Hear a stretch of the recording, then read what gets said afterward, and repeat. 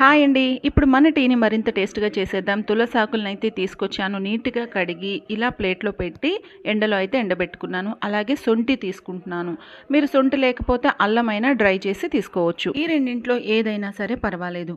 అలాగే దీంతో పాటు కాస్త దాల్చిన చెక్క, కొద్దిగా ఇలాచీలు ఇవన్నీ కూడా తీసుకున్నాను. తులసాకులనైతే బాగా ఎండబెట్టాను. శొంఠి కూడాను కాస్త దంచాను. ఎందుకంటే మనం మిక్సీ చేసుకోవాలి కాబట్టి కాస్త గట్టిగా ఉంటుంది కాబట్టి లైట్‌గా దంచి వీటన్నింటిని కలిపి మిక్సీ అయితే చేసుకోవాలి కాస్త బరకగా. మరి ఫైన్ పౌడర్ అయితే చేయాల్సిన అవసరం లేదు. కొద్దిగా బరకగా చేసుకుంటే చాలు. దీన్నైతే మనం రెగ్యులర్‌గా యూజ్ చేసుకునే టీ పొడిలో అయితే మిక్స్ చేసుకొని ఒక డబ్బాలో స్టోర్ చేసుకుంటే మనం రోజు చేసుకునే టీ అయితే చాలా టేస్టీ అయిపోతుందండి. ఈ టీ గనుక రెగ్యులర్‌గా మార్నింగ్ తీసుకుంటే చాలా యాక్టివ్‌గా అండ్ హెల్తీగా ఉంటాం కదా! సో మీరు కూడా ఒకసారి ట్రై చేసి టీ ఎలా ఉందో కామెంట్ చేయండి. అలాగే నా వీడియో నచ్చితే ప్లీజ్ సబ్స్క్రైబ్ చేయండి. అలాగే లైక్ చేయండి. మీరు ఇచ్చే లైక్ వల్ల నా వీడియో మరింత ఎక్కువ మందికి రీచ్ అవుతుంది. Thank you so much.